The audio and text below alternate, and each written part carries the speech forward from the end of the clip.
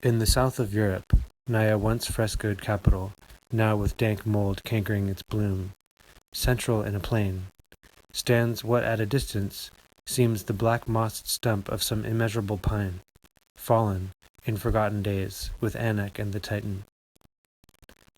As all along where the pine tree falls, its dissolution leaves a mossy mound, last flung shadow of the perished trunk, never lengthening, never lessening, unsubject to the fleet falsities of the sun, shade immutable and true gauge which cometh by prostration, so westward from what seems the stump, one steadfast spear of lichened ruin, veins the plain. From that tree-top, what birded chimes of silver throats had rung, a stone pine, a metallic aviary in its crown, the bell tower, built by the great mechanician, the unblessed foundling, Banadana. Like Babel's, its base was laid in a high hour of renovated earth, following the second deluge, when the waters of the dark age had dried up and once more the green appeared. No wonder that after so long and deep submersion, the jubilant expectation of the race should, as with Noah's sons, soar into Shinar aspiration. In firm resolve, no man in Europe at that period went beyond Banadana. Enriched through commerce with the Levant, the state in which he lived voted to have the noblest bell tower in Italy. His repute assigned him to be architect. Stone by stone, month by month, the tower rose, higher, higher, snail-like in pace, but torch or rocket in his pride. After the masons would depart, the builder, standing alone upon its ever-ascending summit at close of every day, saw that he overtopped still higher walls and trees. He would tarry till a late hour there, wrapped in schemes of other and still loftier piles. Those who of saints' days thronged the spot, hanging to the rude poles of scaffolding like sailors on yards or bees on boughs, unmindful of lime and dust and falling chips of stone, their homage not the less inspirited him to self-esteem. At length the holiday of the tower came. To the sound of viols, the climax stone slowly rose in air, and amid the firing of ordnance was laid by Banadana's hands upon the final course. Then mounting it, he stood erect, alone with folded arms, gazing upon the white summits of blue inland Alps, and whiter crests of bluer Alps offshore, sights invisible from the plain. Invisible, too, from thence was that eye he turned below, when, like the cannon booms, came up to him the people's combustions of applause. That which stirred them so was seeing with what serenity the builder stood, 300 feet in air, upon an unrailed perch. This none but he durst do. But his periodic standing upon the pile, in each stage of its growth, such discipline had its last result. Little remained now but the bells. These in all respects must correspond with their receptacle. The minor ones were prosperously cast. A highly enriched one followed, of a singular make, intended for suspension in a manner before unknown. The purpose of this bell, its rotary motion and connection with the clockwork, also executed at the time, will in the sequel receive mention. In the one erection, bell tower and clock tower were united, though before that period such structures had commonly been built distinct, as the Campanile and Torre del Orologio of St. Mark to this day attest. But it was upon the great state bell that the founder lavished his more daring skill. In vain did some of the less elated magistrates here caution him, saying that though truly the tower was titanic, yet limit should be set to the dependent weight of its swaying masses. But undeterred, he prepared his mammoth mold, dented with mythological devices, kindled his fires of balsamic firs, melted his tin and copper, and throwing in much plate, contributed by the public spirit of the nobles, let loose the tide. The unleashed metals bayed like hounds. The workmen shrunk. Through their fright, fatal harm to the bell was dreaded. Foolish as Shadrach, Banadana, rushing through the glow, smote the chief culprit with his ponderous ladle. From the smitten part, a splinter was dashed into the seething mass, and at once melted in. Next day, a portion of the work was heedfully uncovered. All seemed right. Upon the third morning, with equal satisfaction, it was bared still lower. At length, like some old Theban king, the whole cooled casting was disinterred. All was fair except in one strange spot. But as he suffered no one to attend him in these inspections, he concealed the blemish by some preparation which none knew better to devise. The casting of such a mass was deemed no small triumph for the caster, one too in which the state might not scorn to share. The homicide was overlooked. By the charitable that deed was but imputed to sudden transports of aesthetic passion, not to any flagitious quality. A kick from an Arabian charger, not sign of vice, but blood. His felony remitted by the judge, absolution given him by the priest, what more could even a sickly conscience have desired? Honoring the tower and its builder with another holiday, the Republic witnessed the hoisting of the bells and clockwork amid shows and pomps superior to the former. Some months of more than usual solitude on Banadana's part ensued. It was not unusual that he engaged upon something for the belfry, intended to complete it and surpass all that had gone before. Most people imagined that the design would involve a casting like the bells. But those who thought they had some further insight would shake their heads, with hints that not for nothing did the mechanician keep so secret. Meantime, his seclusion failed not to invest his work with more or less of that sort of mystery pertaining to the forbidden.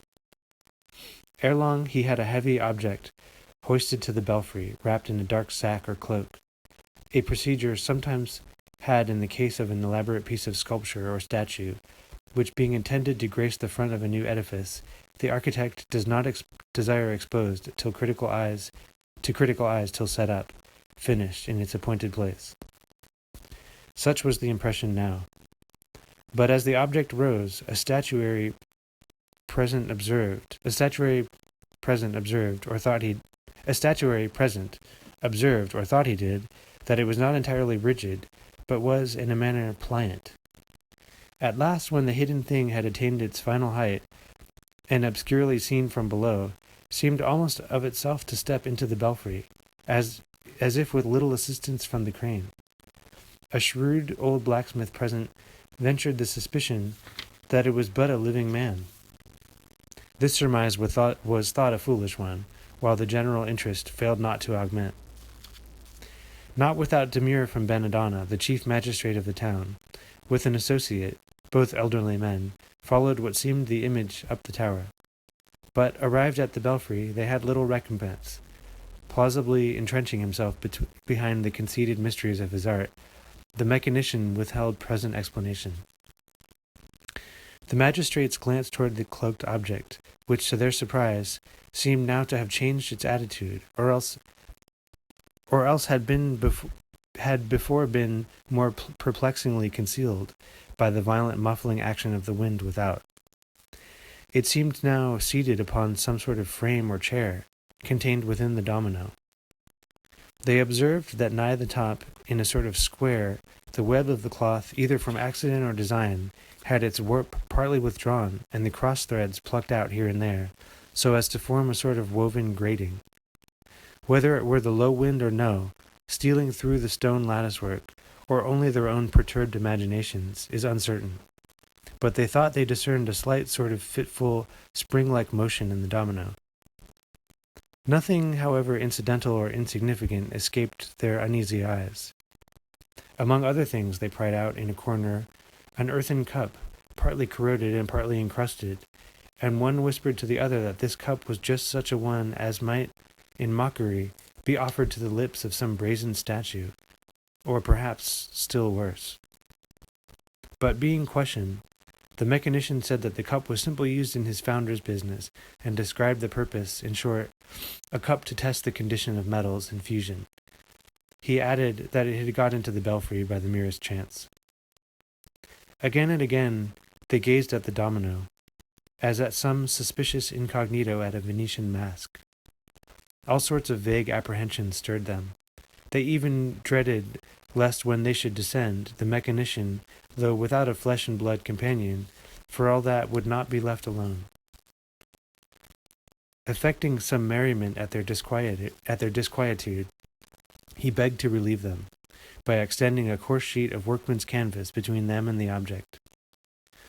Meantime, he sought to interest them in his other work. Nor, now that the domino was out of sight, did they long remain insensible to the artistic wonders lying round them, wonders hitherto beheld but in their unfinished state, because, since hoisting the bells, none but the caster had entered within the belfry. It was one trait of his that even in details he would not let another do what he could, without too great loss of time, accomplish for himself. So for several preceding weeks, whatever hours were unemployed in his secret design had been devoted to elaborating the figures on the bells. The clock bell in particular now drew attention. Under a patent chisel, the latent beauty of its enrichments, before obscured by the cloudings incident to casting, that beauty in its shyest grace was now revealed. Round and round the bell, 12 figures of gay girls, garlanded hand in hand, danced in a choral ring, the embodied hours. "Benedana," said the chief, "this bell excels all else. No added touch could here improve. Hark!" Hark, hearing a sound. Was that the wind? "The wind, Excellenza," was the light response. "But the figures, they are not yet without their faults. They need some touches yet. When those are given, and the block yonder," pointing toward the canvas screen, "when Herman there, as I merrily call him, I mean, when Herman is fixed on this, his lofty tree, then, gentlemen, will I be most happy to receive you here again." The equivocal reference to the object caused some return of restlessness. However, on their part the visitors forbore further allusion to it, unwilling perhaps to let the foundling see how easily it lay within his plebeian art to stir the placid dignity of nobles. "Well, Benedana," said the chief, "how long ere you are ready to set the clock going, so that the hour shall be sounded? Our interest in you, not less than in the work itself, makes us anxious to be assured of your success. The people, too, why, they are shouting now. Say the exact hour when you will be ready." "Tomorrow, Excellenza, if you listen for it. Or should you not, all the same, strange music will be heard. The stroke of one shall be the first from yonder bell," pointing to the bell adorned with girls and garlands. "That stroke shall fall there, where the hand of Una clasps Dua's. The stroke of one shall sever that loved clasp. Tomorrow, then, at 1 o'clock, as struck here, precisely here," advancing and placing his finger upon the clasp, "the poor mechanic will be most happy once more to give you liege audience in this his littered shop. Farewell till then, illustrious magnificos, and hark ye for your vassal's stroke." His still volcanic face hiding its burning brightness like a forge, he moved with ostentatious deference toward the scuttle, as if so far to escort their exit. But the junior magistrate, a kind-hearted man, troubled at what seemed to him a certain sardonical disdain, lurking beneath the foundling's humble mien, and in Christian sympathy more distressed at it on his account than on his own, dimly surmising what might be the final state of such a cynic solitaire, not perhaps uninfluenced by the general strangeness of surrounding things.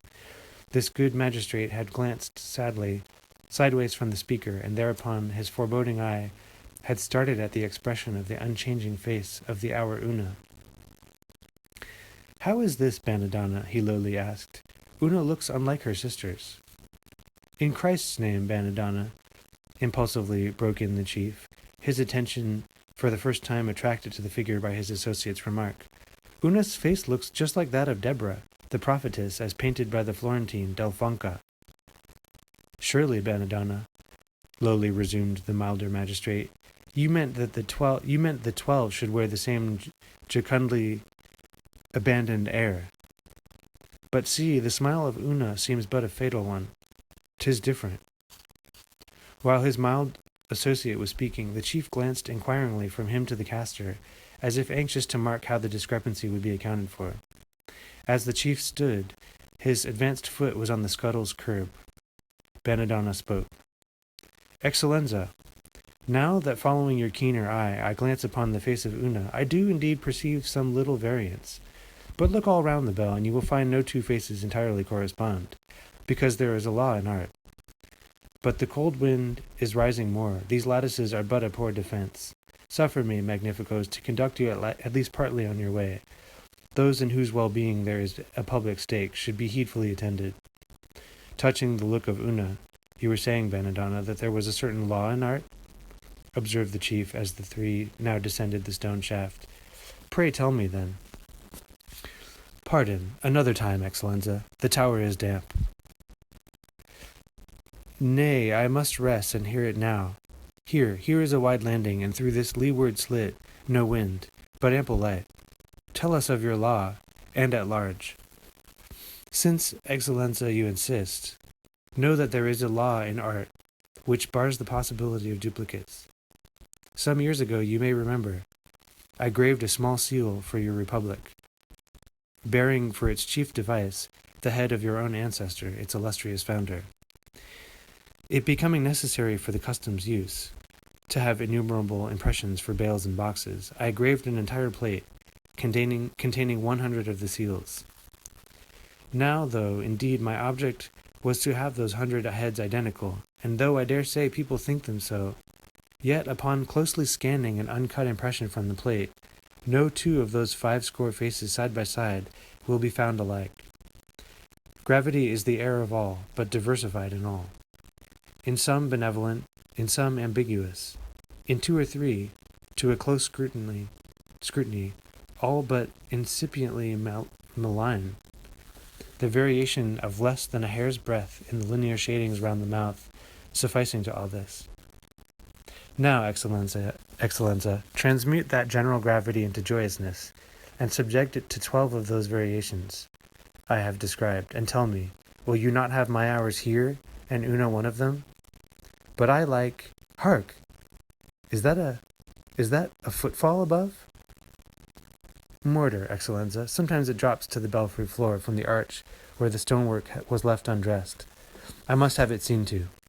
As I was about to say, for one, I like this law forbidding duplicates. It evokes fine personalities. Yes, Excellenza, that strange and to you uncertain smile, and those forelooking eyes of Una, suit Benedana very well. Hark! Sure we left no soul above? No soul, Excellenza. Rest assured, no soul. Again, the mortar. It fell not while we were there. Ah, in your presence it better knew its place, Excellenza, blandly bowed Benedana. But Una, said the milder magistrate, she seemed intently gazing on you. One would have almost sworn that she picked you out from among us three. If she did, possibly it might have been her finer apprehension, Excellenza. How, Benedana? I do not understand you. No consequence, Excellenza. But the shifted wind is blowing through the slit. Suffer me to escort you on, and then, pardon, but the toiler must to his tools. It may be foolish, Signor, and the milder magistrate, as from the third landing the two now went down unescorted, but somehow our great mechanician moves me strangely. Why, just now, when he so superciliously replied, his walk seemed Sisera's, God's vain foe in Delfonca's painting. And that young sculptured Deborah, too. Aye, and that... Tush, Signor, returned the chief. A passing whim. Deborah? Where's jail, pray? Ah, said the other, as they now stepped upon the sod. Ah, Signor, I see you leave your fears behind you with the chill and gloom. But mine, even in this sunny air, remain. Hark! It was a sound from just within the tower door, whence they had emerged. Turning, they saw it closed. He has slipped down and barred us out, smiled the chief. But it is his custom. Proclamation was now made that the next day, at 1 hour after meridian, the clock would strike, and thanks to the mechanician's powerful art, with unusual accompaniments. But what those should be, none as yet could say. The announcement was received with cheers. By the looser sort who had encamped about the tower all night, lights were seen gleaming through the topmost blindwork, only disappearing with the morning sun. Strange sounds, too, were heard, or were thought to be, by those whom anxious watching might not have left mentally undisturbed. Sounds, not only of some ringing implement, but also, so they said, half-suppressed screams and plainings, such as might have issued from some ghostly engine overplied. Slowly the day drew on, part of the concourse chasing the weary time with songs and games, till at last the great blurred sun rolled, like a football, against the plain. At noon the nobility and principal citizens came from the town in cavalcade, a guard of soldiers also with music, the more to honor the occasion. Only 1 hour more. Impatience grew. Watches were held in hands of feverish men who stood, now scrutinizing their small dial plates, and then, with neck thrown back, gazing toward the belfry, as if the eye might foretell that which could only be sensible to the ear, for as yet there was no dial to the tower clock. The hour hands of 1,000 watches now verged within a hair's breadth of the figure. As a silence, as of the expectations of some Shiloh, pervaded the swarming plain. Suddenly a dull, mangled sound, not ringing in it, scarcely audible, indeed, to the outer circles of the people, that dull sound dropped heavily from the belfry. At the same moment each man stared at his neighbor blankly. All watches were upheld. All hour hands had passed the figure 1. No bell stroke from the tower. The multitude became tumultuous. Waiting a few moments, the chief magistrate, commanding silence, hailed the belfry to know what thing unforeseen had happened there.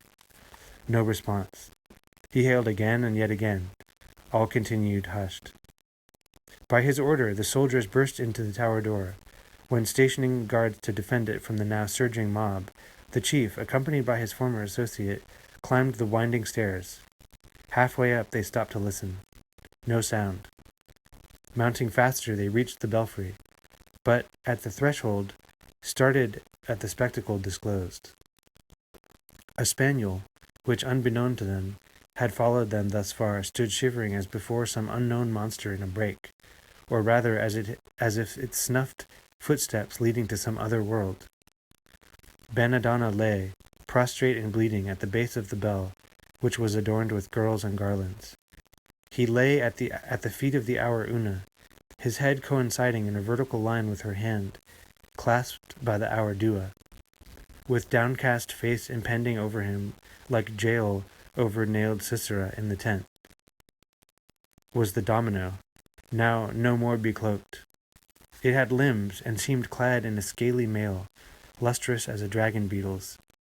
It was manacled, and its clubbed arms were uplifted as if with its manacles once more to smite its already smitten victim. One advanced foot of it was inserted beneath the dead body, as if in the act of spurning it. Uncertainty falls on what now followed. It were but natural to suppose that the magistrates would at first shrink from immediate personal contact with what they saw. At the least, for a time they would stand in involuntary doubt. It may be in more or less horrified alarm. Certain it is that an arquebus was called for from below, and some add that its report, followed by a fierce whiz, as of the sudden snapping of a mainspring with a steely din, as if a stack of sword blades should be dashed upon the pavement. These blended sounds came ringing to the plain, attracting every eye far upward to the belfry, whence, through the latticework, thin wreaths of smoke were curling.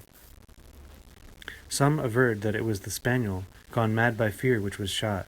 This others denied. True it was, the spaniel never more was seen, and probably for some unknown reason it shared the burial now to be related of the domino.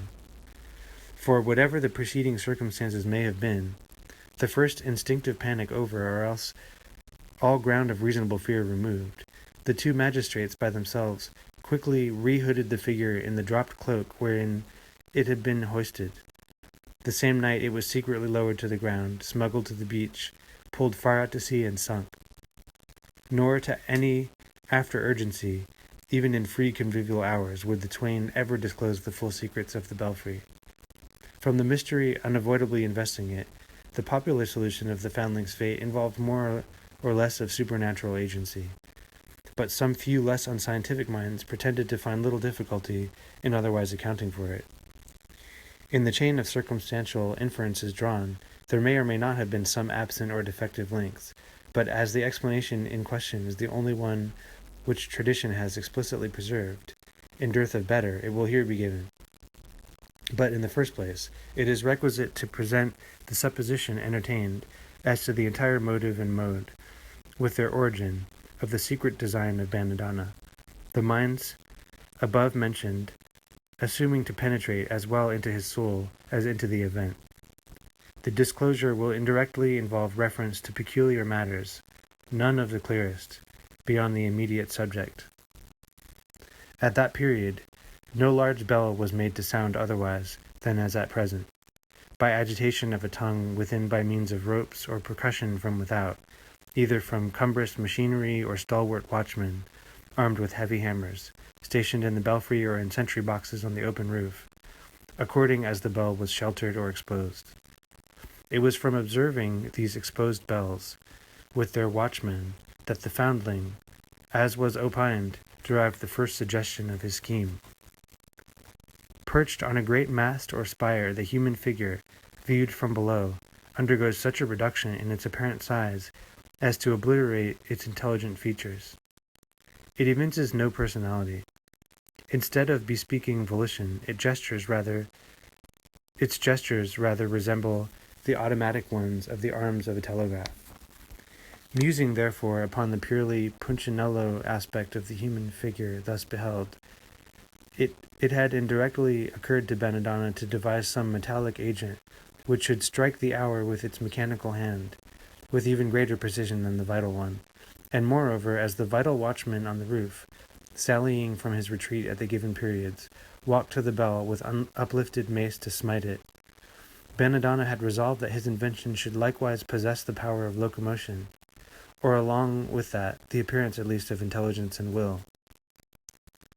If the conjectures of those who claimed acquaintance with the intent of Banadana be thus far correct, no unenterprising spirit could have been his.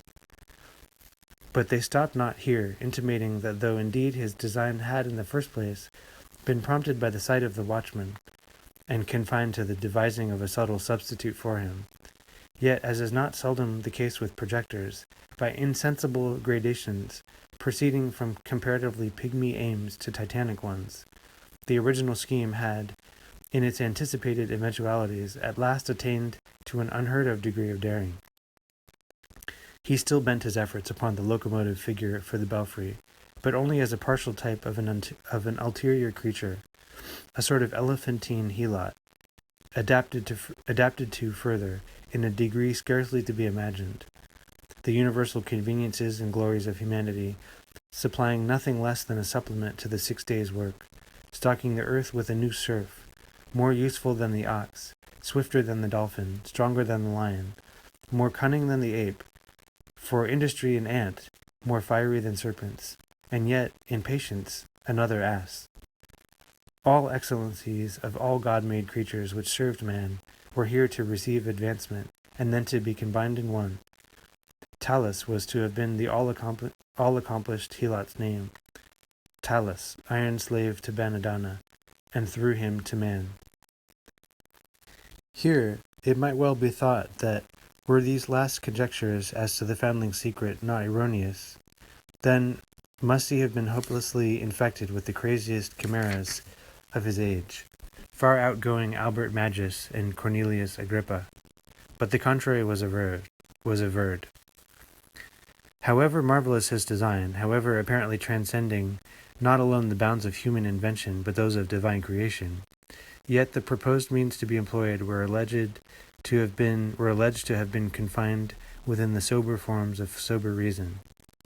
It was affirmed that, to a degree of more than skeptic scorn, Banadana had been without sympathy for any of the vainglorious irrationalities of his time. For example, he had not concluded, with the visionaries among the metaphysicians, that between the finer mechanic forces and the ruder animal vitality, some germ of correspondence might prove discoverable.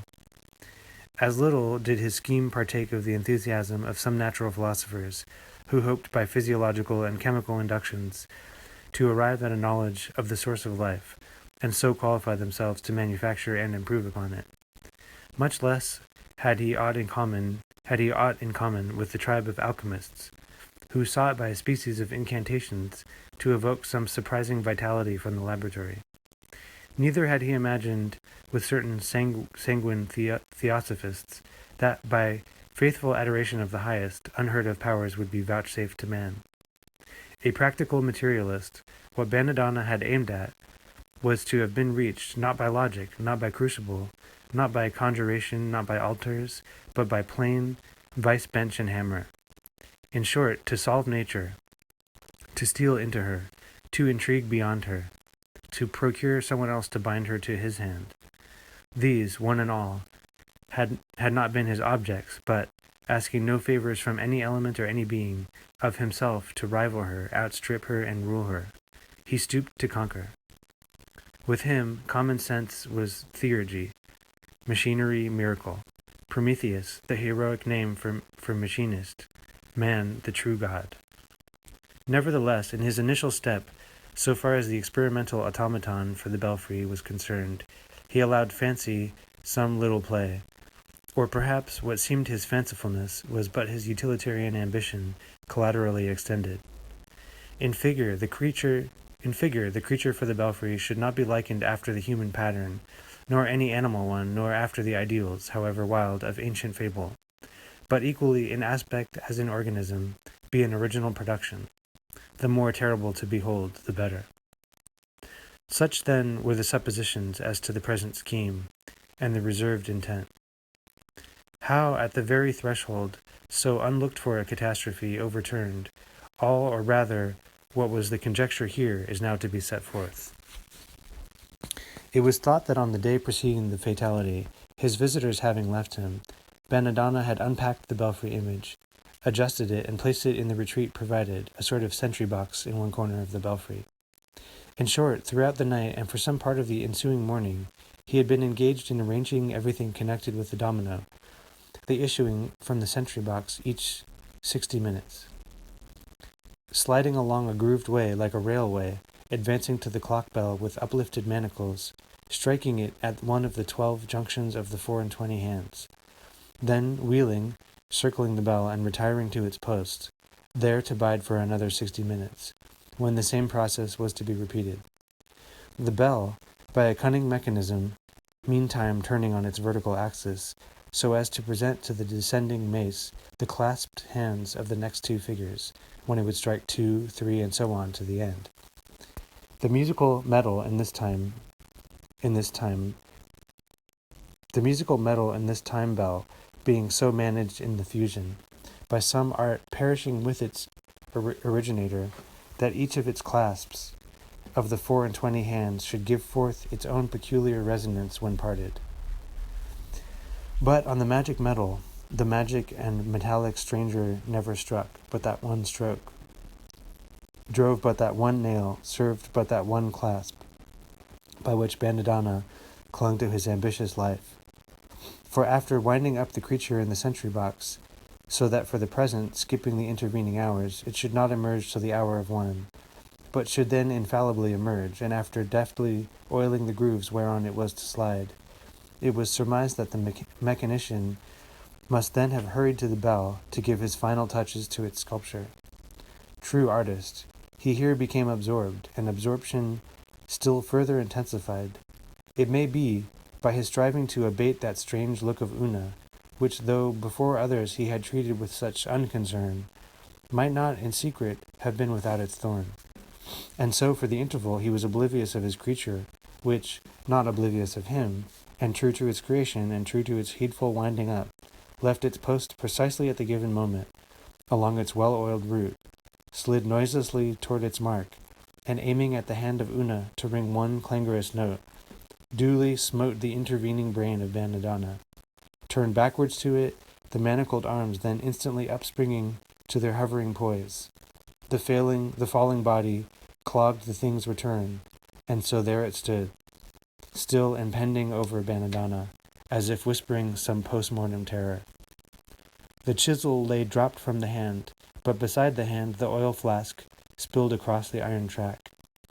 In his unhappy end, not unmindful of the rare genius of the mechanician, The Republic decreed him a stately funeral.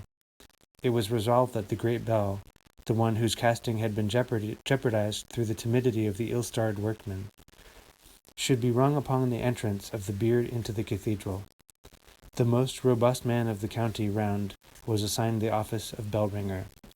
But as the pallbearers entered the cathedral porch, naught but a broken and disastrous sound, like that of some lone alpine landslide, fell from the tower upon their ears, and then all was hushed. Glancing backwards, they saw the groined belfry crashed sideways in. It afterwards appeared that the powerful peasant who had the bell rope in charge, wishing to test it at once with the full glory of the bell, had swayed down upon the rope with one concentrate jerk. The mass of quaking metal, too ponderous for its frame, and strangely feeble somewhere at its top, loosened from its fastening, tore sideways down, and tumbling in one sheer fall 300 feet to the soft sward below, buried itself inverted and half out of sight. Upon its disinterment, the main fracture was found to have started from a small spot in the ear, which, being scraped, revealed a defect, deceptively minute in the casting, which defect must subsequently have been pasted over with some unknown compound. The remolten metal soon reassumed its place in the tower's repaired superstructure. For 1 year the metallic choir of birds sang musically in its belfry bowwork of sculptured blinds and traceries. But on the first anniversary of the tower's completion, at early dawn, before the concourse had surrounded it, an earthquake came. One loud crash was heard. The stone pine, with all its bower of songsters, lay overthrown upon the plain. So the blind slave obeyed its blinder lord, but in obedience slew him. So the Creator was killed by the creature. So the bell was too heavy for the tower. So the bell's main weakness was where man's blood had flawed it, and so pride went before the fall.